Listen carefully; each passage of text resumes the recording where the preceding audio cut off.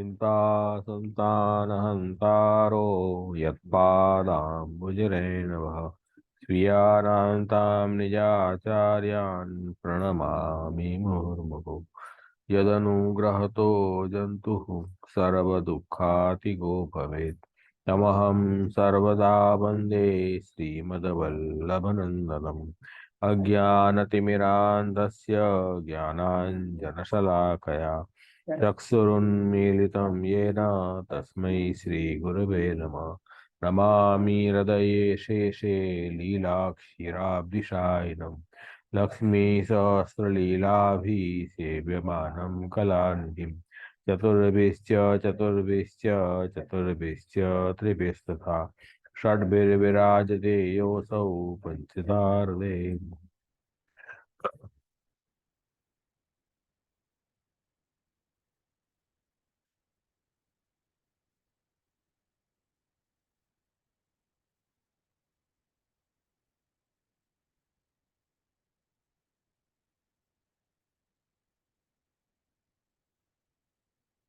ગયા વખતે આપણે બ્રહ્મમાંથી જળ જીવ અંતર્યામીની ઉત્પત્તિ કેવી રીતે થાય છે એ વિવેચન આવ્યું હતું અને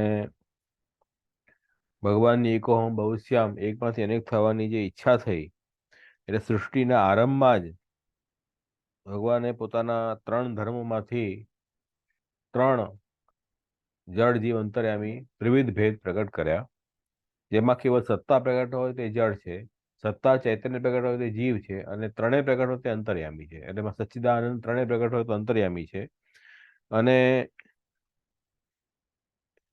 એની ત્રિવિધતા માટે આગળ કરી રહ્યા છે કે સચ્ચિદાનંદ રૂપે પૂર્વયો અન્ય લીનતા અતએવ નિરાકારો પૂર્વ આનંદ લોપતા.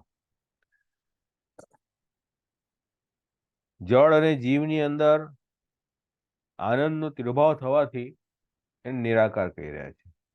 અતએવ નિરાકારો. અને એ જે બ્રહ્મ છે એ વાસ્તવમાં વ્યાપક છે આકાશની જેમ, પરંતુ પોતાની જે માયા શક્તિ છે એનાથી અનંતમાંથી અંતવાળા દેખાય છે. એ બ્રહ્મના હજારો હસ્ત છે, હજારો ચરણ છે, હજારો કર્ણ છે, હજારો મુખ છે, હજાર શિર છે, મસ્તક છે. એવી રીતે બધી જગ્યાએ વ્યાપ્ત થઈને બ્રહ્મ રહે છે. અનંત મૂર્તિ એ ભગવાનની છે અને અનંત મૂર્તિમાં વિભાગ દેખાય છે, પણ વિભાગ એવા વિભાગ નથી કે જે પરસ્પર એમાં ભેદ હોય. સ્વરૂપથી તો એક જ છે. જો આપણે સોનાનું ઉદાહરણ આપણે સમજ્યા હતા કે સોનામાંથી ઘરેણાઓ બને તો વિભાગ તો બને છે, તો વિભાગ હોવા છતાં પણ દરેક વસ્તુ સુવર્ણાત્મક જ છે, એટલો અભેદ પણ છે. એટલી વસ્તુ અહીંયા આપણે જોઈ. આગળ હવે આપણે જીવનું ચેપ્ટર આવશે જગતના અંતર્ગત.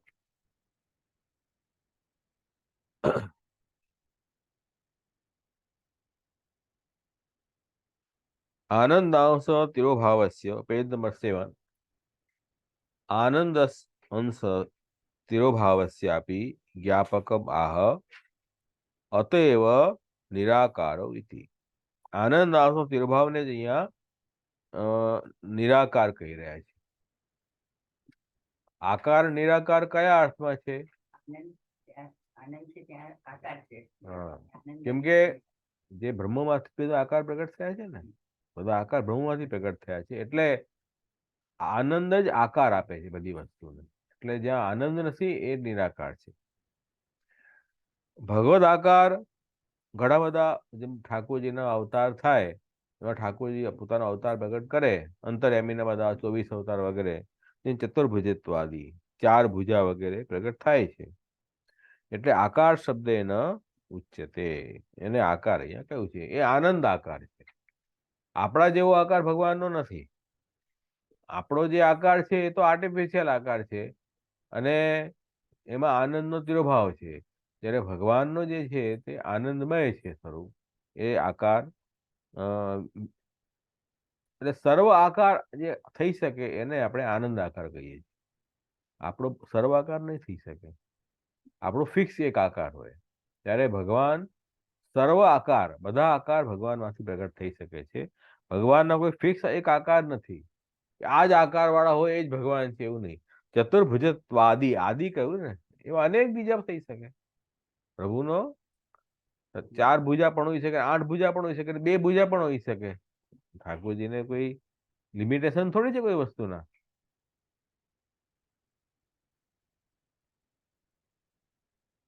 એવમ સ્વરૂપે વૈજાત્યમ ઉક્ત્વા નામત અપી વૈજાત્યમ, આ રીતે જળ જીવ અંતર્યામી નું સ્વરૂપ એકબીજાથી અલગ છે એ સમજાવીને હવે નામ પણ ત્રણેયના અલગ અલગ બતાવ્યા. જળ જીવ અંતરાત્મા ઇતિ વ્યવહાર ત્રિધા મત સર્વસ્યાપી ભગવત્વે જળાદિ પદ પ્રયોગ વ્યવહાર. ત્રણેય ભગવાન પણ છે. ત્રણેયમાં ભગવાનના જ એ 3 રૂપ પ્રગટ થયા છે, જળ જીવ અને અંતર્યામી. અને વ્યવહારમાં બોલવામાં આપણે જળ જીવ અંતર્યામી એમ કહીએ છીએ. અંતર્યામીનો મતલબ શું?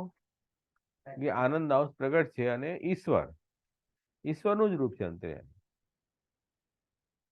હવે એક વસ્તુ આમાં આપણે ગઈ વખતે જોઈ હતી, પાછું આજે જરા રિવાઇઝ કરી લઈએ. નામની દ્રષ્ટિથી ત્રણેયમાં જેમ સ્વરૂપમાં ભેદ છે તેમ નામ પણ ત્રણેય અલગ અલગ છે. હવે અહીંયા જે કહ્યું ને આ પહેરે કે જૈસે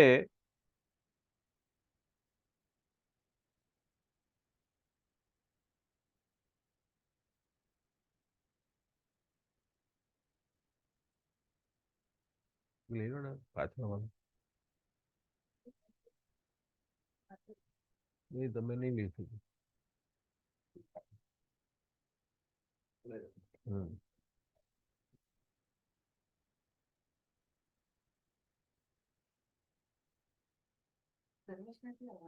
हम्म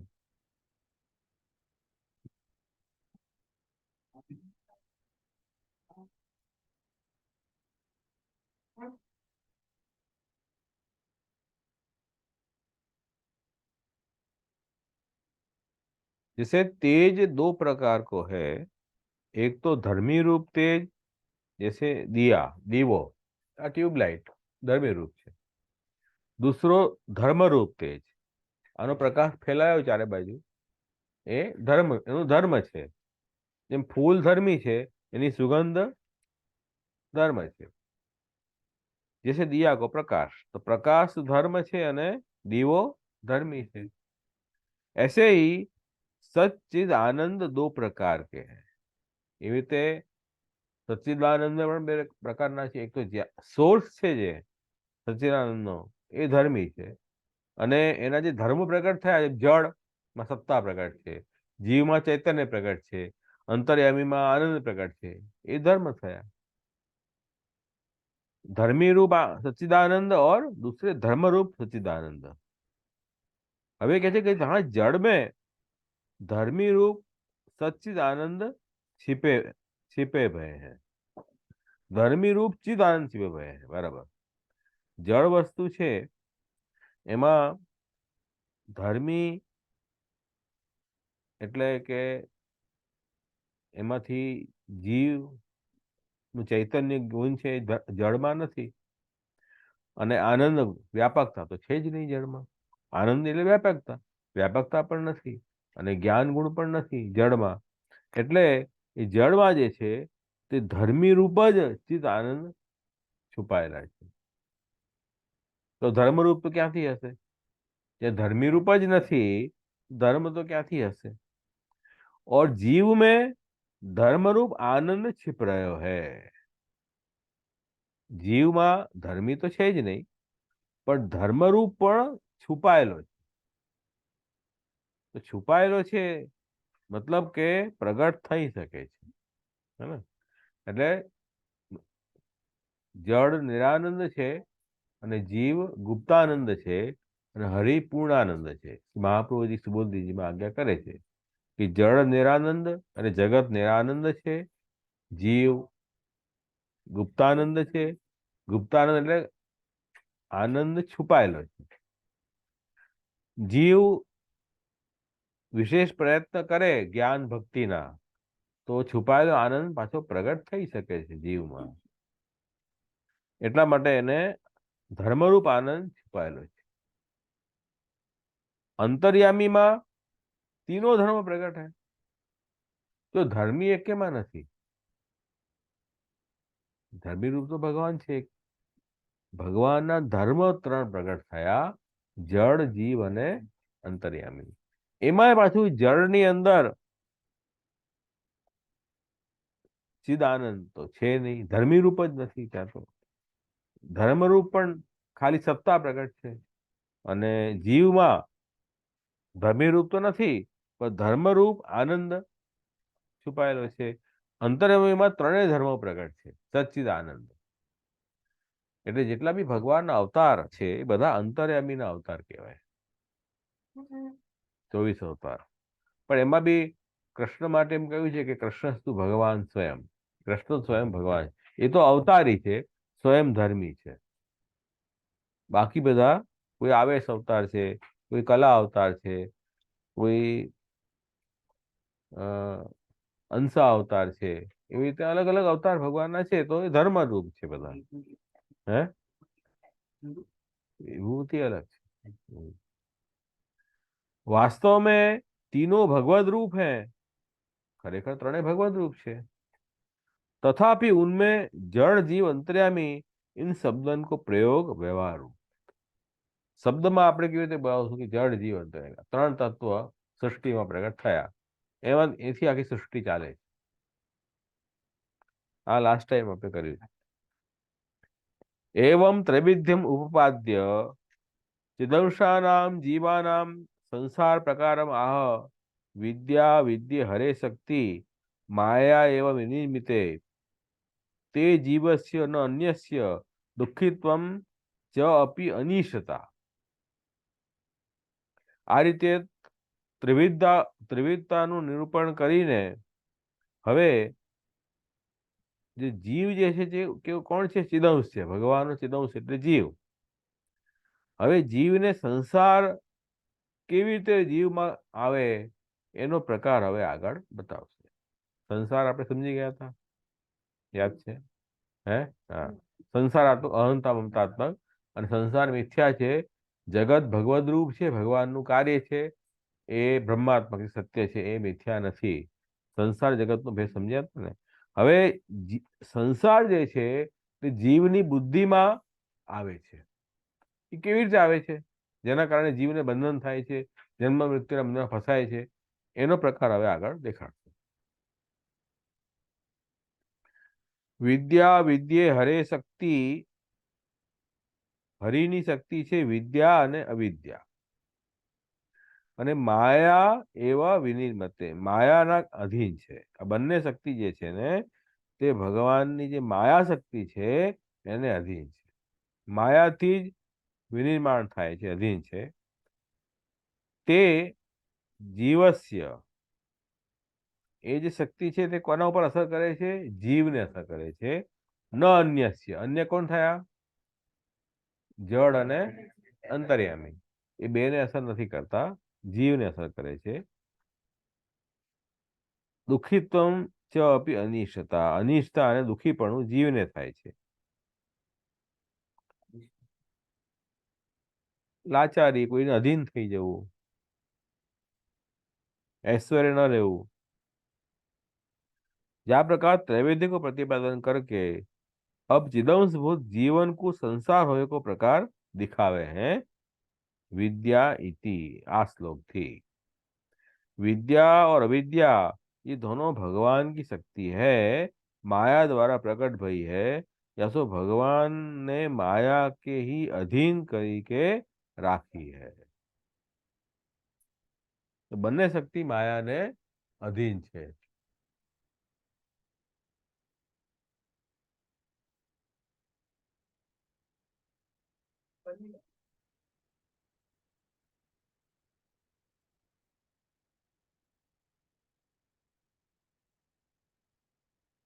मोक्ष अपि एक सर्ग इति विद्याया अपि निरूपणम. भगवान की इच्छा के ही अधीन अविद्या को प्रकट होनो और छिप जानो है।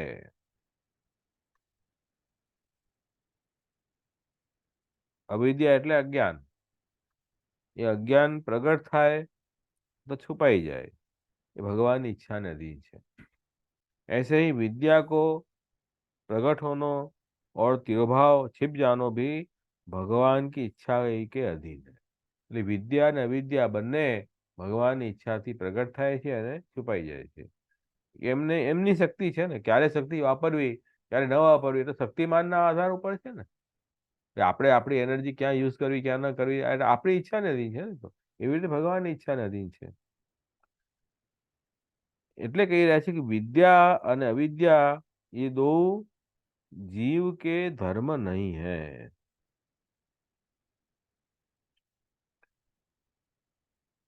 देह की प्राप्ति कोई पण शरीરની પ્રાપ્તિ આપણને કેવી રીતે થાય? અવિદ્યાના કારણે। શરીરમાં જન્મ મરણ થાય છે અવિદ્યાના કારણે। કેમ કે આપણને એવો એમાં અહંતા અહંતાનો ભાવ આવ્યો ને એ શરીરમાં, એટલે શરીર પ્રાપ્ત થાય। મરતી વખતે પણ તમને જેમાં મારાપણાનો ભાવ હોય એ તમારા કર્મ પ્રમાણે એ પ્રકારનું શરીર પ્રાપ્ત થાય છે। એટલે એ બંધન એ રીતે થાય છે।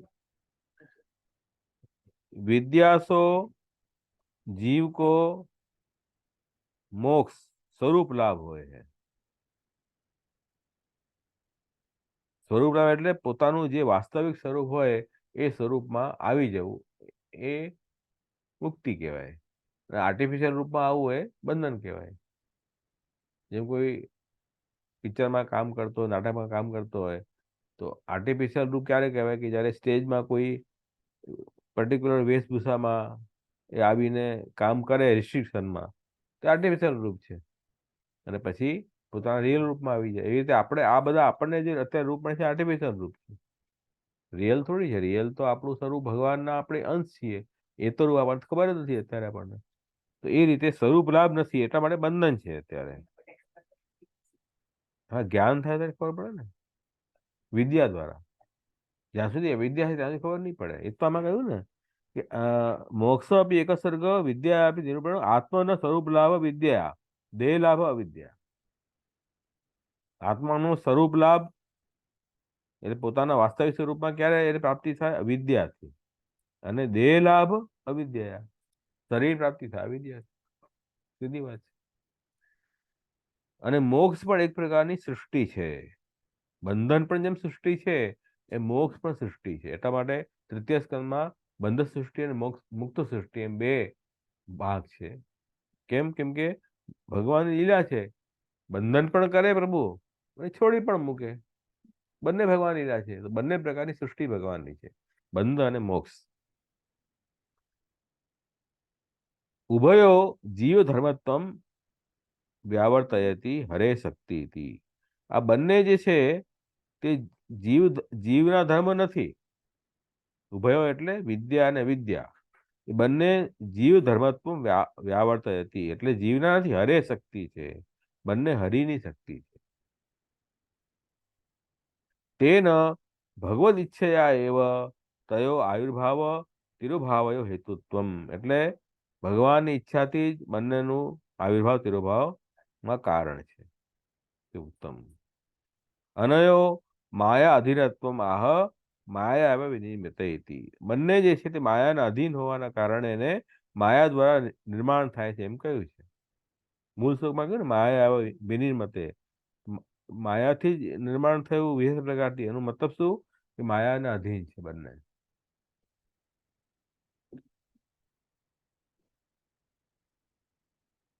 तो विद्या सो जीव को मोक्ष स्वरूप लाभ होय है, अर्थात ऐश्वर्य वीर्य यशस श्री ज्ञान वैराग्य ये 6 गुण अविद्या के कारण छिप रहे हैं। અજ્ઞાન આવી જાય અવિદ્યા એટલે આનંદ અસ્તિત્વભાવ થઈ જાય, એટલે આનંદના જે 6 ધર્મો છે એ પણ છુપાઈ જાય। ઐશ્વર્ય એટલે જીવની અંદર ઐશ્વર્ય ન રહે તો જીવ લાચાર થઈ જાય, કોઈને અધીન થઈ જાય। વીર્ય ન રહે તો જન્મ મૃત્યુ આવી જાય। યશ ન રહે તો હીનતાનો અનુભવ કરે। સ્ત્રી ન હોય તો બંધન થઈ જાય, સ્વતંત્ર ન રહી જાય, જ્ઞાન ન રહે તો એને વિષયમાં આસક્તિ થઈ જાય, વિષય આસક્તિ થાય, નહીં જ્ઞાન ન રહે તો એને સર્વજ્ઞ ન રહે, એટલે પોતાના સ્વરૂપનું જ્ઞાન ન રહે, ને વૈરાગ્ય ન રહેવાથી એને વિષયોમાં રાગ થઈ જાય છે. એમ જે આનંદના 6 ધર્મો છે એ જીવમાં પછી નથી રહી જતા. ઐશ્વર્ય એટલે કોઈના ઉપર આપણું વર્ચસ્વ ચાલે, એ ન રહી, આપણે કોઈને અધીન થઈ જઈએ એટલે હીન થઈ જઈએ. એમ વીર્ય એટલે જન્મ મરણના બંધનો ફસાઈ જઈએ. યશ અપયશ થઈ જાય એટલે દોષી થઈ જાય જીવ. સ્ત્રી એટલે સ્વતંત્રતા ગુમાવી બેસે.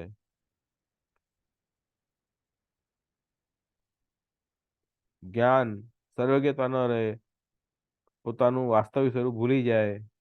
વૈરાગ્ય એટલે વિષયોમાં આસક્ત થઈ જાય. વેહી વિદ્યા તો પીછે जीव में प्रकट हो जाए. આ જે 6 ગુણો જે છુપાઈ ગયા છે, પછી વિદ્યા આવે, ज्ञान आवे तो पाछू प्रकट થઈ જાય. तथा भगवान सो प्रकट होते समय में जैसो इनको स्वरूप હતો वैसो ही स्वरूप हो जाए. એટલે ભગવાન માંથી છૂટા પડ્યા જીવ ત્યારે શુદ્ધ જીવ હતો, શુદ્ધ અવસ્થા હતી એની, એટલે સચ્ચિદાનંદ ત્રણેય હતા છૂટા પડ્યા ત્યારે.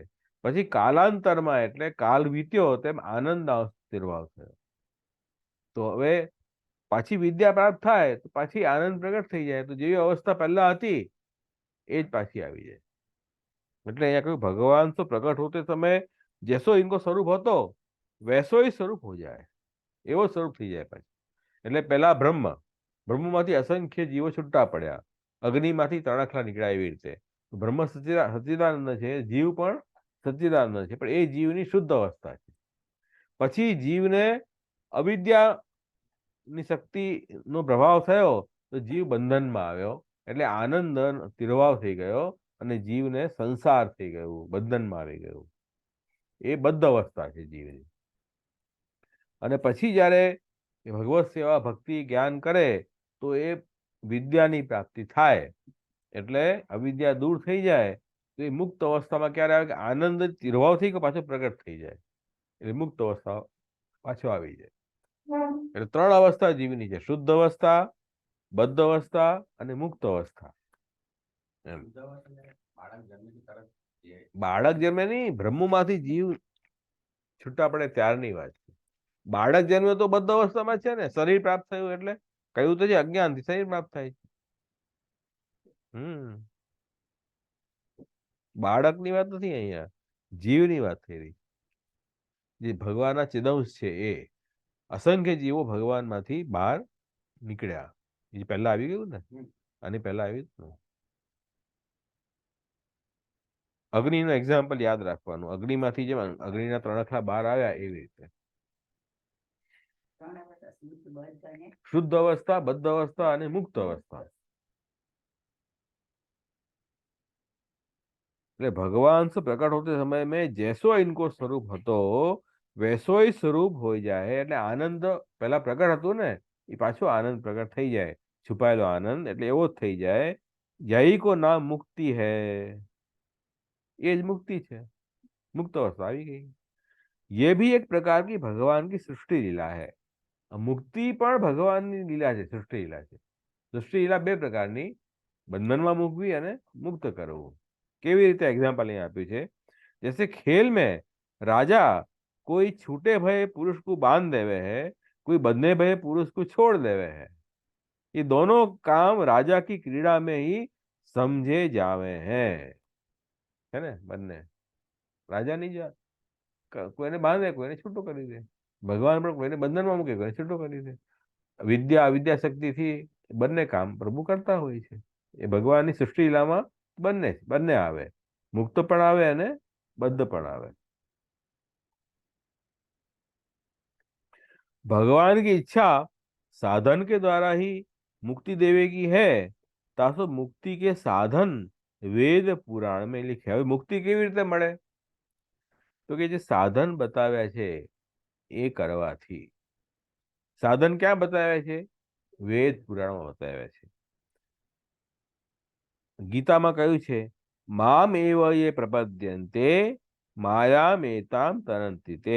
भगवान कहे मेरे शरण में आवे वाले जीव माया को तर जावे हैं। तेन मामेव प्रपद्यन्ते इति वाक्यात् भक्तो सत्याम अविद्यादि निवर्तते विद्यापि अन्यथा नित्य मुक्तता न स्यात्। એટલે આ જ અહીંયા સમજાવી રહ્યા છે કે भक्ति जब सिद्ध हो जावे है तब तो जीव की विद्या और अविद्या दोनों निवृत्त अर्थात दूर हो जाए हैं और जीव नित्य मुक्त हो जाए हैं। क्यों? क्योंकि भक्ति सो जीव माया को भी तर जावे है। એટલે શરણ જવાથી માયાને તરી શકાય છે અને ભક્તિમાં શરણ તો પહેલા આવશે, ભક્તિની અંદર શરણ તો આવે ને પહેલા। તો ભક્તિ જ્યારે સિદ્ધ થાય ત્યારે શું થશે કે માયાને જીવ જીતી લેશે। માયાને જીતશે તો માયાને અધીન શું છે? વિદ્યા અવિદ્યા, એ બંને પણ નિવૃત્ત થઈ જશે એટલે જીવ પછી નિત્ય મુક્ત થઈ જશે। પછી વિદ્યા અને અવિદ્યા કોઈ પણ પરેશાન નહીં કરે એને। क्योंकि भक्ति सो जीव माया को तर जावे है, तो माया के अधीन विद्या अविद्या इनके निवृत्त होए में कहा आश्चर्य है। माया ने तरी जाए तो माया ने अधीन विद्या अविद्या બંને ને તરી જશે, એમાં કોણ આશ્ચર્યની વાત છે?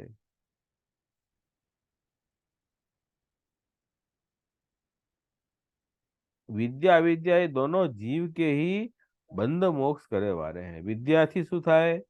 મોક્ષ થાય, અવિદ્યાથી બંધન થાય।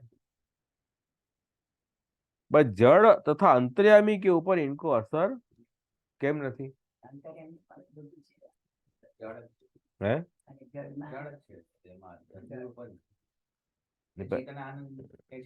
હા, એ કેમ નથી થવાની? જ્ઞાન નથી, ચૈતન્ય નથી ને એમાં, જ્ઞાન નથી એટલે। જ્ઞાન હોય ને અજ્ઞાન લાગે ને, જેને જ્ઞાન જ નથી ને અજ્ઞાન કેવી રીતે લાગશે? બરાબર ને? અને અંતર્યામીમાં તો જ્ઞાન છે, નિત્ય જ્ઞાન છે એને તો, એટલે એને અવિદ્યા આવી લાગે, કરશે નહીં। પ્રોબ્લેમ જે છે ને તે આપણી જ છે, ખાલી પ્રોબ્લેમ આપણી જ છે, બાકીની કોઈ પ્રોબ્લેમ નથી। હે? પોતાની સમજણ સુધારવાની જરૂર છે, બસ એટલી વાત છે। तासो जीव को अविद्या से दुख होए है तथा निरंकुशता दुराचारीपनो હોય એટલે નિરંકુશ ન રહી જાય પછી બીજા ખોટા આચારમાં જીવ ફસાય, પછી એના કારણે પછી કર્મ બંધનમાં એને અનેક જન્મ લેવા પડે છે। આ અજ્ઞાનના કારણે નિરંકુશતા આવી જાય ને, અંકુશ રાખવાળું કોઈ રહ્યું નહીં એટલે પછી તો છૂટો થઈ ગયો જીવ। વિપરીત જ્ઞાન એટલે ઉલટું જ્ઞાન, એને જ અવિદ્યા કહેવાય છે। वो अविद्या दो प्रकार की है। अविद्या बे प्रकारनी है, एक तो समष्टि रूपा, दूसरी व्यष्टि रूपा। समष्टि व्यष्टि ने बहुत सरस समझाव्યું છે અહીંયા। વન અને વૃક્ષના ઉદાહરણથી, વન વૃક્ષોનું સમષ્ટિ એટલે ટોટાલિટી એ વન છે। એક એક વૃક્ષ આપણે ગણીએ તો વ્યષ્ટિ છે, ઇન્ડિવિજ્યુઅલ, યુનિવર્સલ અને ઇન્ડિવિજ્યુઅલ। સમષ્ટિ યુનિवर्सल છે અને व्यष्टि इंडिविजुअल છે। जैसे बहुत वृक्षन को समूह है तो वन ऐसे जान लो, बराबर, उसको समझती है। और वन को बहुत से वृक्ष हैं ऐसे जान लो, व्यष्टि है। भाई आ तो વૃક્ષ નથી, વૃક્ષોનો સમૂહ એ જ વન છે, એટલે આપણે સમષ્ટિની વાત કરી રહ્યા છીએ। પણ આપણે એમ કહીએ નહીં, ઘણા બધા વૃક્ષો છે, વન નહીં તો વ્યષ્ટિ કહી રહ્યા છે। કયા એંગલથી આપણે જોયું ને, समष्टि જોઈ રહ્યા છે કે વ્યષ્ટિથી જોઈ રહ્યા છે, એ રીતે। ऐसे ही सृष्टि के पहले माया से उत्पन्न भई जो समूह रूप अविद्या, तो Okay, I found this on the web for 60K Pele may also open Vejo Samrupa Vidya. Check it out. समष्टि रूपी अविद्या है, सो भगवान की शक्ति है। तो अविद्या जे ભગવાનની શક્તિ સૃષ્ટિ પહેલા જ હતી ને, સૃષ્ટિ ઉત્પન્ન નહોતી થઈ ત્યારે બી અવિદ્યા શક્તિ તો હતી જ ને ભગવાન પાસે, શક્તિ તો હતી જ ને। સૃષ્ટિ ઉત્પન્ન થયા પછી પ્રભુએ પોતાની શક્તિ વાપરી, સૃષ્ટિ શક્તિ તો પહેલાથી હતી જ ને, એ સમષ્ટિ રૂપ છે, એ અવિદ્યા समष्टि अविद्या છે। और न्यारे न्यारे जो पांच पर्व है तो व्यष्टि रूप अविद्या है, तो जीवन की अविद्या होए પછી એના પાંચ કાર્ય પ્રગટ થાય એ અજ્ઞાનના, જ્યારે અસર થાય જ્યારે જીવ ઉપર, ત્યારે પાંચ કાર્યરૂપથી પ્રગટ થાય, એટલે એને પંચ પર્વ કહ્યા છે। એ જીવમાં જ્યારે દેખાય આપણને, જીવમાં જ્યારે બુદ્ધિમાં પ્રભાવ પડે ત્યારે પાંચ પ્રકારથી પ્રભાવ પડે, એ પાંચ પ્રકાર આગળ દેખાડશે, પણ એ વ્યષ્ટિ રૂપ છે જીવના એંગલથી। ભગવાનના એંગલથી તો એ સમષ્ટિ શક્તિ છે ભગવાનની, એમ। હમ નહીં, જીવ ઉપર પ્રભાવ દેખાય છે ને એનો, ઇન્ડિવિજ્યુઅલ જીવ ઉપર, એટલે વ્યષ્ટિ છે। બાકી આમ તો સૃષ્ટિ પહેલા સમષ્ટિ રૂપ એ શક્તિ તો હતી જ ને, એમ। અને એ જીવમાં પાંચ પ્રકારથી આપણને એના કાર્ય દેખાય છે, એટલે વ્યષ્ટિ કહી રહ્યા છે। તો આ ક્લિયર થઈ ગયો આખો પેરા? એમાં કઈ પૂછવું છે? વિદ્યા વિદ્ય હરે શક્તિ માયાવ વિનિમતે તે જીવસ્ય ન અન્યસ્ય દુઃખિત્વમ ચ અપી અનિષ્ટતા। આ આખો સંસાર કેવી રીતે લાગે જીવને? અવિદ્યા શક્તિથી સંસાર લાગે છે, વિદ્યા શક્તિથી મુક્તિ પ્રાપ્ત થાય છે, અને એ જીવ ઉપર અસર કરે છે, જળ અંતર્યામી ઉપર અસર નથી કરતું। અને એ જીવ જે છે એને અવિદ્યાના કારણે દુઃખીપણું અને અનિષ્ટતા એટલે નિરંકુશતા પ્રગટ થાય, તેના કારણે એ પછી પ્રવાહ દુરાચારમાં જોડાઈ જાય છે, જેના કારણે બંધન થાય છે જન્મ મરણનું, અને દુઃખી થાય છે, એ વસ્તુ બતાવી છે। અને આ બંને શક્તિ જે છે તે માયાના અધીન છે, અને માયા ભગવાનની શક્તિ છે, અને એ માયાને તરવા માટે ભગવાને ઉપાય શું બતાવ્યો? ભક્તિ અને શરણાગતિ। એનાથી માયાને આપ તરી શકીએ, અને માયાને તરશો તો વિદ્યા અવિદ્યા પણ કંટ્રોલમાં આવી જશે, અને એનામાં કંટ્રોલમાં આવશે તો પછી મુક્ત, નિત્ય મુક્ત થઈ જશે જીવ।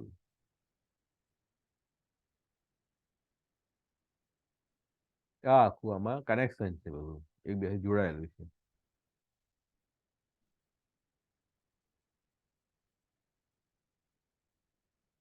અને આ જે વિદ્યા અવિદ્યા જે છે તે જીવના ધર્મ નથી, પણ ભગવાનની શક્તિ છે। પ્રભાવ જીવ ઉપર દેખાય છે, પણ એનો મતલબ એમ નથી મતલબ કે જીવની શક્તિ છે આ।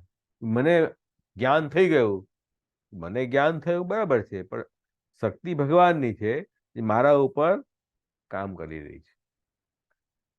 અજ્ઞાન મારામાં થયું, મારી શક્તિ હોત, ધારો કે અજ્ઞાન, તો મને અજ્ઞાન થાત, મારી શક્તિ મારે થોડી ભારી પડે ગઈ। તો હા, તો જીવની શક્તિ નથી, આ જીવના ધર્મ નથી વિદ્યા વિદ્યા, જીવ ઉપર પ્રભાવ પડે છે એનો, ભગવાનની શક્તિ છે। તો હરે શક્તિ, વિદ્યા વિદ્યા હરે શક્તિ।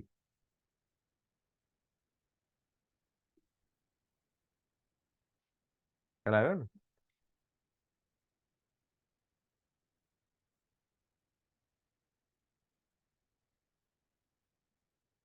હવે એ અવિદ્યા જે છે તે પાંચ પર્વ વાળી છે।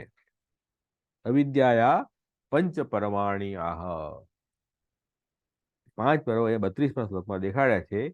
સ્વરૂપ અજ્ઞાનમ એકમ હિ પર્વ, દેહ ઇન્દ્રિય આસવ, અંતઃકરણમ એષામ હિ ચતુર અધ્યાસ ઉચ્યતે। पंच परवा तो अविद्यायम यद बद्ध याति संस्कृतिम।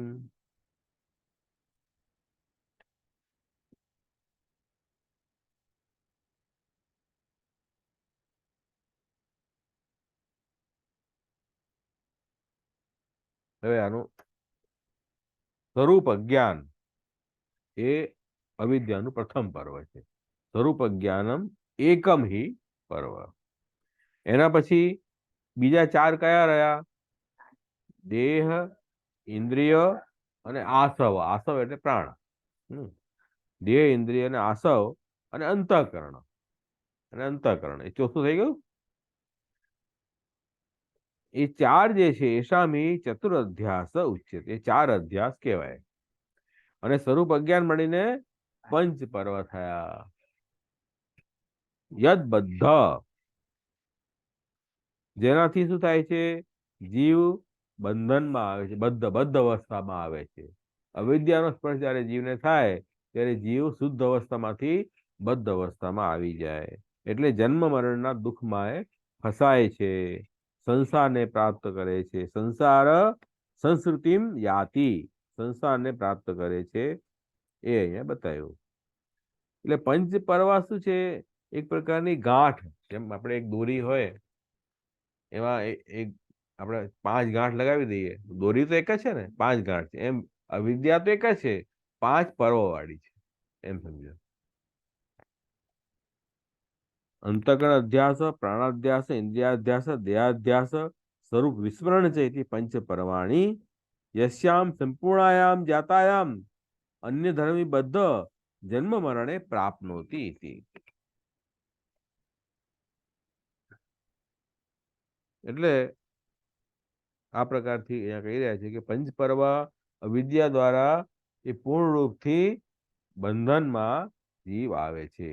સંપૂર્ણાયામ જાતાયામ અન્ય ધર્મ બદ્ધ, એ જીવ જે છે તે અન્ય એટલે દેહ, ઇન્દ્રિય, પ્રાણ, અંતઃકરણ એના ધર્મોથી એ બંધાઈ જાય છે અને પછી જન્મ મરણ રૂપી દુઃખને પ્રાપ્ત કરે છે. આ તો અન્ય ધર્મ થઈ ગયા ને જીવ માટે. તો અહીંયા શું કહ્યું છે? અન્ય ધર્મ બદ્ધ. જીવ તો જ્ઞાન રૂપ છે. હવે શરીર, ઇન્દ્રિય, અંતઃકરણ આ બધું તો અન્ય આવી ગયું ને, એને માથે આવ્યું ને. એ તો આપણે શરીર છીએ નહીં, આપણે શરીર નથી, પણ શરીરના ધર્મથી બંધાયા અવિદ્યાના કારણે, તો અન્ય ધર્મથી બદ્ધ થયા. 5 पर्व को स्वरूप दिखावे हैं. શું સ્વરૂપ છે? સૌથી પહેલા એને जीव को पहले महतत्व अहंकार रूप अंतःकरण को संबंध भयो, तब अविद्यासो जीव अंतःकरण को अपनो स्वरूप मानवे लाग्यो. यही को नाम अंतःकरण अध्यास. સૌથી પહેલો અધ્યાસ કયો લાગે? અંતઃકરણ અધ્યાસ લાગે. અંતઃકરણમાં શું આવે? મન, બુદ્ધિ, ચિત્ત અને અહંકાર. આ 4 વસ્તુ આવે છે. આ આપણા અંદરની ઇન્દ્રિયો છે. અંતઃકરણ શું છે? અંદરની ઇનર સેન્સ છે. એટલે એ છે સૌથી પહેલા જીવને અંતઃકરણનો અધ્યાસ થાય.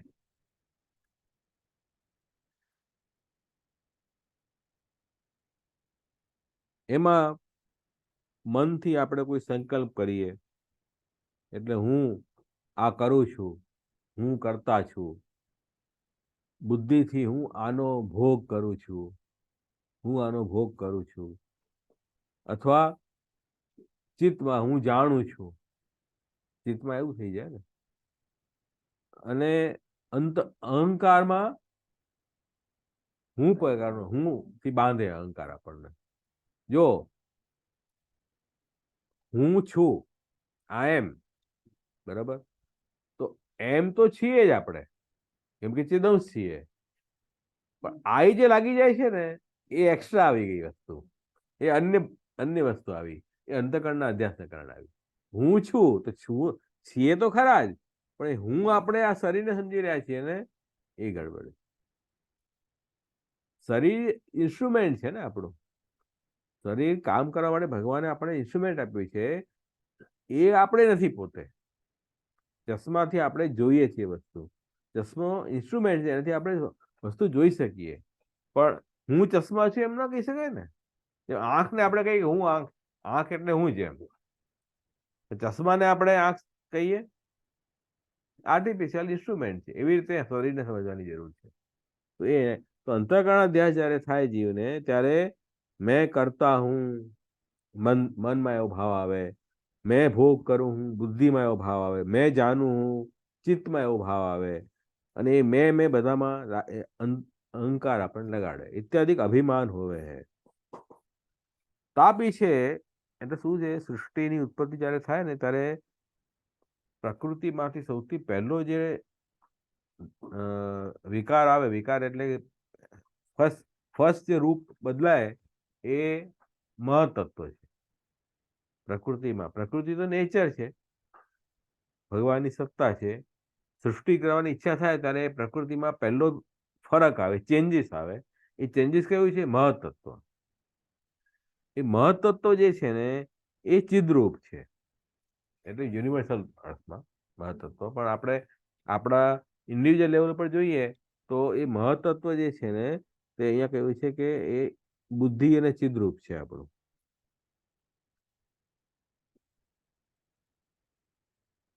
પછી મહતત્વ પછી બીજું ચેન્જીસ જે આવે છે ને તે અહંકાર પ્રગટ થાય, એટલે સેલ્ફ અવેરનેસ પ્રગટ થાય.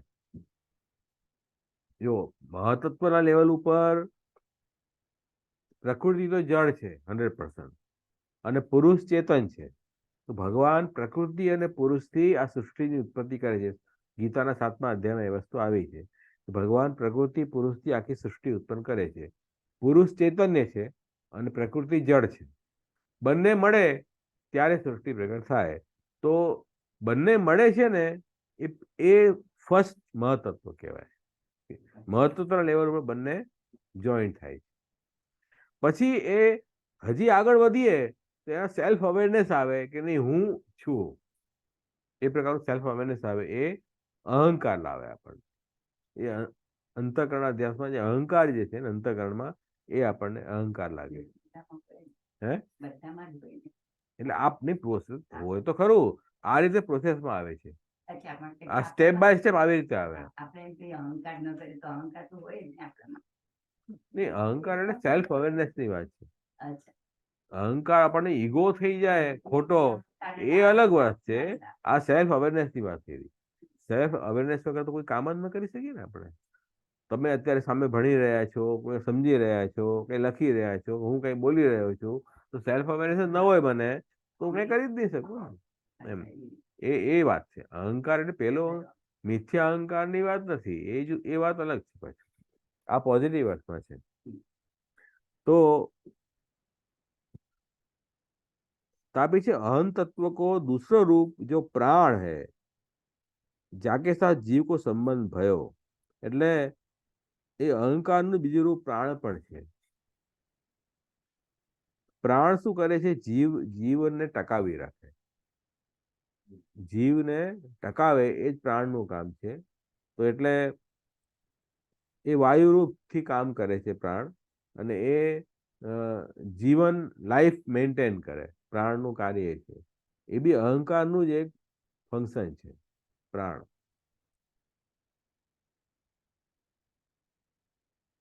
अविद्या के कारण जीव प्राण को अपनो स्वरूप मानवे लग्यो. હવે પ્રાણ આપણું વાસ્તવિક રૂપ નથી, અહંકાર આપણું વાસ્તવિક રૂપ નથી, મન બુદ્ધિ આપણું વાસ્તવિક રૂપ નથી. એ બધું જડ છે, બધું જડ છે. પ્રકૃતિના તો વિકાર છે બધા. આપણે તો જ્ઞાન રૂપ છીએ, ચિદંશ છે ભગવાનના. આપણે તો જ્ઞાન રૂપ છીએ. આ બધું જળ વસ્તુને આપણે એમ સમજીએ હું આ છું, એ ભ્રમ છે આપણો. ખ્યાલ આવે ને? એટલે અહીંયા કહી રહ્યા છે કે યાકો નામ પ્રાણાધ્યાસ હે. પ્રાણનો અધ્યાસ માણસે થાય એ અવિદ્યાનો બીજો પર્વ. પહેલો પર્વ શું? અંતઃકરણ અધ્યાસ. બીજો પર્વ प्राणाध्यास. प्राणाध्यास શું થાય? मैं भूखो हूं, मैं तृप्त हूं इत्यादि प्राण धर्मन को अपने मानवे लगे हैं. ભૂખ તરસ અનુભવ થાય છે, અરે હું જીવી રહ્યો છું, અરે હું મરી રહ્યો છું, આવો ભાવ થયો ને એ પ્રાણ અધ્યાસના કારણે થાય. કેમ કે આપણે પ્રાણમાં પોતાનું સ્વરૂપ માનવા લાગ્યા. આ જીવાત્મા નથી મરતી, નથી જન્મતી. જીવાત્માને નથી ભૂખ લાગતી, નથી તરસ લાગતી. તો ભૂખ તરસ કોને લાગે છે? એ જીવાત્માને પ્રાણમાં અધ્યાસ થઈ ગયો. શરીરને ટકાવી રાખવાનો લાઈફમાં પોતાનો અભ્યાસ થઈ ગયો કે આ લાઈફ મેન્ટેન થઈ રહી છે, એ જ હું છું. એ પ્રાણના સ્વરૂપે પોતે સમજેલા કે આ પ્રાણનું સ્વરૂપ એ જ હું છું. એટલા માટે એને આ બધું વસ્તુ થવા લાગી. એ તો જીવાત્માને ભૂખ તરસ હોતી જ નથી.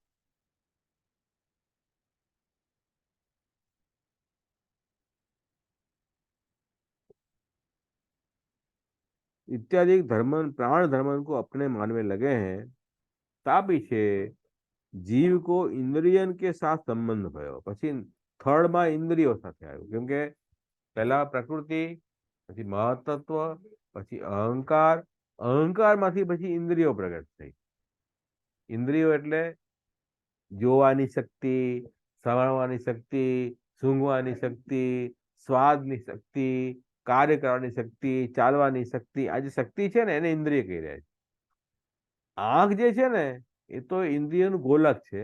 એ આંખમાં જોવાની શક્તિ છે ને એ ઇન્દ્રિય છે, એ સૂક્ષ્મ છે. તો એ પછી ઇન્દ્રિયને પોતાનું સ્વરૂપ જ્યારે માનીએ આપણે ત્યારે એને ઇન્દ્રિય અધ્યાસ થઈ ગયો. અધ્યાસ એટલે અજ્ઞાન. ઇન્દ્રિય અને પોતાનું સ્વરૂપ માનવા લાગ્યા. ये अविद्या को तीसरो पर्व है. આ ત્રીજું પર્વ આવ્યું. એમાંથી શું થશે?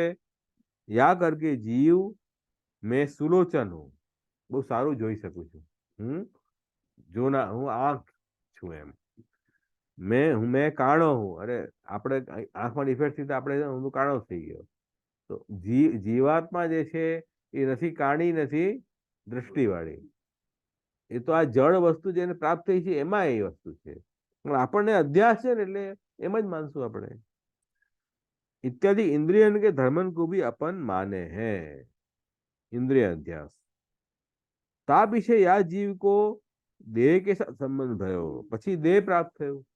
पंच महाभूत થી देह प्राप्त થયો. तब देह को अपना स्वरूप मानने लगे. या को नाम देहाध्यास है. या करके जीव मैं दुबलो हूं, मैं मोटो हूं इत्यादि देह के धर्मन को अपने माने हैं. જીવાત્મા તો કઈ જાડી નથી પાતળી નથી. શરીર પાતળું છે, શરીર જાડું છે. તો એ જીવાત્મા આ બહુ હેન્ડસમ છે, આ બ્યુટીફુલ છે, આ બહુ કદરૂપી છે. શરીરમાં તકલીફ છે ને, જીવાત્માનો કોઈ તકલીફ નથી. તો એ એવું થાય છે અધ્યાસના કારણે. તો ये देहाध्यास अविद्या को चौथो पर्व है.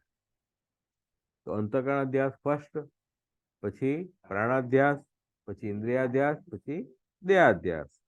અને આ नेट रिजल्ट પછી આવશે. ये चारों पर्व जब पूरे हो जावे हैं तब अंतःकरण प्राण इंद्रिय देह इनको जीव है सो अपनो स्वरूप मानवे लग जावे. આને જ પોતાનું સ્વરૂપ માનશે તો એનું રિઝલ્ટ શું આવશે કે ભગવાન को अंश चेतन रूप जो जीव को अपनो स्वरूप છે, ઓરિજિનલ સ્વરૂપ ભગવાનનું જ્ઞાન રૂપ હું છું, તાકુ ભૂલ જાવે. એ વિસ્મરણ થઈ જાય. સ્વરૂપ વિસ્મૃતિ, એનું વિસ્મરણ થઈ ગયું ને. यही को नाम स्वरूप विस्मृति है. પછી કોણ ભગવાન? ભગવાન ભગવાન તો કોઈ છે નહીં, હું જ છું ખાલી. પછી ક્યાં ભગવાન છે? દેખાય દેખાતો નથી. ભગવાન તો છે નહીં, હું છું ખાલી. હું ને તમે રહી ગયા હવે તો ભગવાન ગાયબ થઈ ગયા.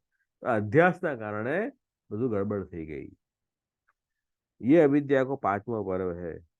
अविद्या के 5 पर्व जब जीव में आ जावे हैं तब जीव अंतःकरण प्राण इंद्रिय देह इनके गुणंशो बंध्यो भयो जन्म मरण को पाप. પછી જન્મ મરણ થશે. કેમ કે આપણે તમે શરીરમાં આસક્તિ રાખી ને, પતી ગઈ વાત. શરીર મળ્યા કરશે તમને. આ પડી જશે શરીર, બીજું શરીર મળશે. કેમ કે આ તો જેટલું બી જળ વસ્તુ છે પ્રકૃતિની એ તો બધી નાશવંત છે ને. તો જે શરીર તમને મળ્યું છે એ કઈ કાયમ તો રહેવાનું નથી. એની પણ બાલ અવસ્થા, યુવા અવસ્થા, પ્રૌઢ અવસ્થા, વૃદ્ધાવસ્થા અને મૃત્યુ. પછી નેક્સ્ટ શરીર મળશે. કેમ કે આપણી આસક્તિ બંધાયેલી છે ને એમાં, એટલે મળતું જ રહેશે, કન્ટિન્યુઅસ મળતું રહેશે. જ્યાં સુધી અજ્ઞાન રહેશે ત્યાં સુધી નવા નવા શરીર મળશે, નવું જન્મ, નવું મરણ એ ચાલતું જ રહેશે, ઇનફાઇનાઇટ ચાલતું રહેશે. એના માટે વિશેષ પ્રયત્ન કરવો પડશે. હાથ ઉપર હાથ બેઠવાથી કાંઈ નહીં થાય. अविद्या के 5 पर्व जब जीव में आ जाए हैं तब जीव अंतःकरण इंद्रिय देह इनके गुणन से बंध्यो भयो जन्म मरण को प्राप्त होवे है. जा देह को जीव देह है सो मैं ही हूं ऐसो माने है वो जीव को जन्म है. એ જન્મ છે. આ શરીરમાં હું છું એમ માને એટલે જન્મ થઈ ગયો. અને ये जीव अपने चेतन रूप भूल के देह को ही अपना स्वरूप माने है. तो કોઈ કારણ કરકે દેહાદિ કો ભૂલ જાવે એ મરણ કહેવાય. આ દેહમાં એવી અવસ્થા દેહમાં થઈ જાય કે આપણે આ દેહને જ ભૂલી જઈએ, મરણ થઈ ગયું. આસક્તિ તો રહેશે જ ને, તો નેક્સ્ટ શરીર મળશે, છૂટવાના નથી. મૃત્યુ જે છે ને એ દુઃખથી છૂટવાનો રસ્તો નથી. લોકો એમ સમજે છે કે સુસાઇડ કરવાથી બધું સોલ્યુશન આવી જશે, પણ એનાથી સોલ્યુશન નથી આવતું. એનાથી પ્રોબ્લેમ ઓર વધતી જશે, કેમ કે તમારી ભાવના બહુ નેગેટિવ થઈ ગઈ, એટલે આગળ તમને વધારે ભોગવવું પડશે. એટલે મુક્તિ અલગ વસ્તુ છે અને મૃત્યુ અલગ વસ્તુ છે. મૃત્યુ એટલે આ શરીરને ભૂલી જવું, એ મૃત્યુ છે. ભૂલી ગયા તો બીજું શરીર મળશે. શરીરમાં આસક્તિ તો ગઈ નથી ને માણસ, એ તો રહેવાની જ છે. એટલે આ રીતે જન્મ મરણના સંસારના બંધનમાં જીવ ફસાય છે, સંસાર પ્રાપ્ત થાય છે જીવને.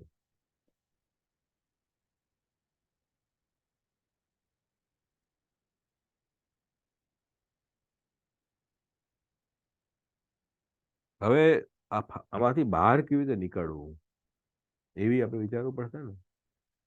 અવિદ્યા નિરૂપ્ય વિદ્યા નિરૂપયતી વિદ્યયા ઇતિ. અવિદ્યાને નિરૂપણ કરીને હવે વિદ્યાનું નિરૂપણ કરી રહ્યા છે. વિદ્યાથી શું થશે? સ્વરૂપ લાભ, અને અવિદ્યાથી દેહ લાભ, સંસાર. વિદ્યા અવિદ્યા નાશે તો જીવ મુક્તો ભવિષ્યતિ. દેહ ઇન્દ્રિય આસવ સર્વે નિરધ્યસ્તા ભવંતિ તથાપि ન પ્રલીયન્તે જીવન મુક્ત ગતા સ્ફુટમ. વિદ્યાથી અવિદ્યા નાશ થાય ત્યારે શું થાય? જીવ મુક્ત થશે. વિદ્યાથી અવિદ્યા નાશ થાય, જ્ઞાન જેટલું વધારે તો અજ્ઞાન નબળું પડી જશે. અને દેહ ઇન્દ્રિય આસવ, દેહ ઇન્દ્રિય પ્રાણના જે બધા નિરધ્યસતા, એ એનું અધ્યાસ દૂર થશે. તો પણ જીવન મુક્ત ગતા ન પ્રણીયતે સ્ફુટમ. જીવન મુક્ત જે થઈ ગયો છે એને દેહ ઇન્દ્રિય નો નાશ નહીં થાય, દેહ ઇન્દ્રિય તો રહેશે. એ આગળ સમજાવશે. તો ખાલી હું શ્લોકનો અર્થ કરી રહ્યો છું. વિદ્યા એટલે જ્ઞાન અને અવિદ્યા એટલે અજ્ઞાન. વિદ્યા કરી કે અવિદ્યા કો નાશ હોય હે, એટલે અવિદ્યા દબાઈ જાય. નાશનો મતલબ શું છે અહીંયા? ઉપમર્દ. ઉપમર્દ એટલે દબાઈ જવું. अर्थात ज्ञान से उल्टो ज्ञान जो हो रहा है सो दब जाए. अविद्या को सर्वथा नाश नहीं હોય, આ ખાસ ધ્યાન રાખવા જેવી વાત. એને અંડરલાઈન કરજો. અહીંયા નાશ કયા અર્થમાં છે? કે દબાઈ જાય એટલા જ અર્થમાં છે. સર્વથા નાશ થતો નથી. યહી જ્ઞાની કો મોક્ષ. જ્ઞાનીઓ જ્યારે જ્ઞાન પોતાની સાધનાથી જ્ઞાન સિદ્ધ કરે ત્યારે અજ્ઞાન સંપૂર્ણ દબાઈ જાય. એ જેનો જ્ઞાનીનો મોક્ષ છે. એટલે પાછું સંભાવના છે કે દબાયેલું અજ્ઞાન પાછું ક્યારે ભૂત પાછું આવી જાય, એવું થઈ શકે છે. બહુ સાવધાન રહેવું પડે. મતલબ એવું છે ને, કોઈ રોગ આપણે દૂર કર્યો દવાઓ થેરાપી લઈને, પણ આપણે નિશ્ચિત ન થયું બીજી વાર ન આવી શકે. પાછી સાવધાની આપણે ન રાખી તો પાછું એ રોગ ઉપદ્રવ કરી શકે. શરીર રોગનું ઘર છે એમ સમજી લો. એવી તકલીફ. એવી રીતે આ વિદ્યા પણ એવી છે. અજ્ઞાન દબાઈ તો ગયું છે પણ પૂરું નીકળ્યું નથી. विद्या ज्ञान एक बात है, जब विद्या से अविद्या छिप जाए तब देह इंद्रिय प्राण अंतःकरण में अहंकार हो रहे है तो छूट जाए है. बस अहंकार छूटी गयो. अर्थात ज्ञान भय पीछे देह इंद्रिय प्राण अंतःकरण को अपने नहीं माने. आ मारू स्वरूप नहीं एटલું तो मानसे ने बस. परंतु देहादि को नाश नहीं होवे. चश्मा આંખને જોવા માટેનું ઇન્સ્ટ્રુમેન્ટ એમ માનશું આપણે. સમજ થઈ ગઈ આપણી ક્લિયર. પણ આનો નાશ થવો જરૂરી થોડી છે. બુદ્ધિમાં આપણું સમજ પડવાની જરૂરી છે. क्यों नाश क्यों नहीं होवे है? क्योंकि देहादिकन की तो ભગવત કાર્યરૂપ જગત ગણના હે। આ તો ઠાકોરજી સૃષ્ટિ પ્રગટ કરી છે। આ શરીર ઇન્દ્રિય બધું ભગવાનની દેન છે। એ કેમ જવાનું? એ તો રહેવાનું જ ને। એ તો જગત છે, જગત તો સત્ય છે। સંસાર જે છે તે મિથ્યા છે। સંસારને તમે બાષ્પીભવન કરી શકો જ્ઞાનથી, ઉડાવી શકો એને। जैसे मनुष्य जागे तब गुण रूप माया के सत्व गुण सो प्रगट भई अविद्या को दूर कर देवे। એટલે સત્વ ગુણ પ્રગટ થાય તો શું થશે? અવિદ્યા અજ્ઞાન દબાઈ જશે। સત્વ ગુણથી જ્ઞાન થાય। સાત્વિક ગુણ, રાજસ ગુણ અને તામસ ગુણ, ત્રણ ગુણ છે ને। સત્વ ગુણનું કાર્ય જ્ઞાન છે, તમોગુણનું કાર્ય અજ્ઞાન છે, રજોગુણનું કાર્ય સંશય પેદા કરવું। એટલે અડધું જ્ઞાન અડધું અજ્ઞાન, સંશય પેદા કરે। તો સત્વગુણ જેટલું વધશે ને એટલું જ્ઞાન થશે। સાત્વિક વસ્તુ એને ગમતી જ નથી। વાત પતી ગઈ। એટલે આપણે પોતે સ્વિચ કરી દીધો। સાત્વિક વિચાર, સાત્વિક આહાર, સાત્વિક પોશાક કોઈને ગમે છે આજના જમાનામાં? બધું ગ્લેમર જોઈએ। ગ્લેમર તો પછી રાજસ થઈ ગયું, તામસ થઈ ગયું। તો સાત્વિક વસ્તુ કોઈને ગમતી નથી। તો પછી અપેક્ષા આપણે રાખીએ જ્ઞાન થાય એમને, કેમ થશે? આપણું આખું બધું ગડબડ જ ચાલી રહ્યું છે તો જ્ઞાન કેવી રીતે થશે? સમસ્યા છે ને મોટી। તો એ અહીંયા બતાવી રહ્યા છે કે સત્વ ગુણ સો પ્રગટ ભઈ अविद्या को दूर कर दे। सत्य गुण अविद्या दूर करे तब छोटे रूप सो अविद्या अंतःकरण में भीतर रही जावे। એટલે જેમ માણસ જાગે ને, સત્વગુણ આવે તો માણસ જાગી જાય અને તમોગુણથી નિદ્રા આવે। જાગરણ બી સત્વગુણનું કાર્ય છે ને નિદ્રા તમોગુણનું કાર્ય છે। તો આખો દિવસ આપણે કામ કરીએ પછી તમોગુણ વધી જાય, રાત્રે સૂઈ જવાની ઈચ્છા થાય તો નિદ્રા આવી જાય। સવારે છે જાગીએ પાછા, તો સવારે જાગી ગયા આપણે તો શું થશે? એ અવિદ્યા નિદ્રા જે છે ને બુદ્ધિમાં छिपाઈ જાય છે। જો નિદ્રા અને જાગ્રત અવસ્થા આ બધું બુદ્ધિની અવસ્થાઓ છે। ભાગવતમાં સમજાવ્યું છે જાગવું, સૂવું, સપનું જોવું આ બધી બુદ્ધિની અવસ્થા છે। એટલે બુદ્ધિમાં ઊંઘ છુપાઈ જાય છે અને જાગ્રત અવસ્થા બુદ્ધિ આવી ગઈ, પણ એની કોઈ ગેરંટી નથી કે પાછી ઊંઘ નહીં આવે। અત્યારે જાગી રહ્યા છે પણ એની ગેરંટી શું? કોઈ ગેરંટી નથી। जैसे जगत में ही नींद बुद्धि में आ छिपे है, जाए छिपे है, बहुत छोटे रूप से बुद्धि में रहे है, तासो फिर भी वाकई समय में नींद आई जाए है। જ્યારે સમય આવે ત્યારે પછી ઊંઘ આવી જાય છે। ऐसे ही जीवन मुक्त ज्ञानी मनुष्य को देहादि कर्म से अहंकार दूर हो गयो હોય એવી રીતે જીવન મુક્ત હોય એવો એને દેહ વગેરેમાં અહંકાર નહીં રહે કે હું દેહ છું કે હું ઇન્દ્રિય છું, એ નહીં રહે। એ સાચી વાત છે। I'm afraid I couldn't find anything about that.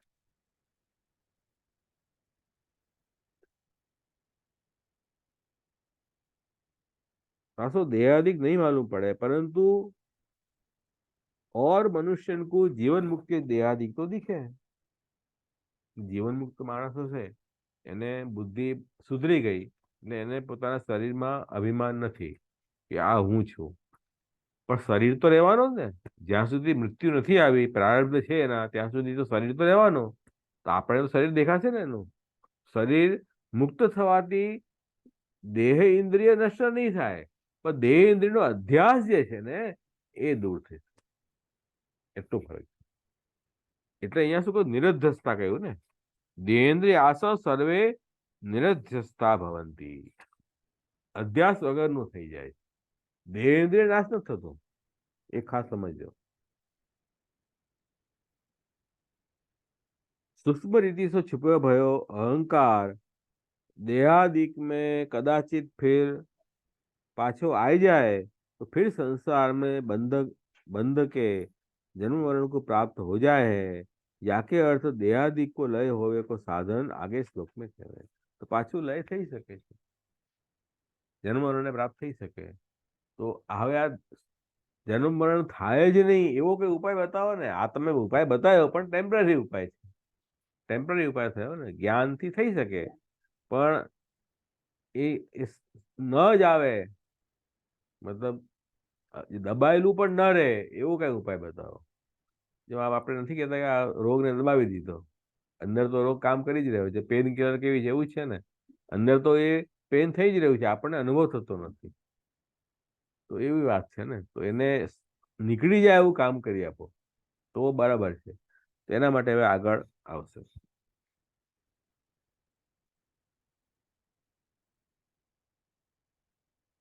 એ હવે આગળ નથી લેતો હું, એ વિસ્તાર થશે વધારે.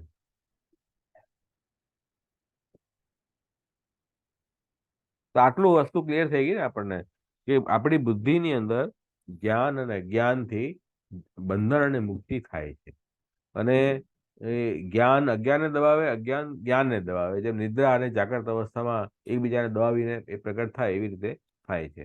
અને એમાં પણ એ ભગવાનની શક્તિ કામ કરતી હોય છે.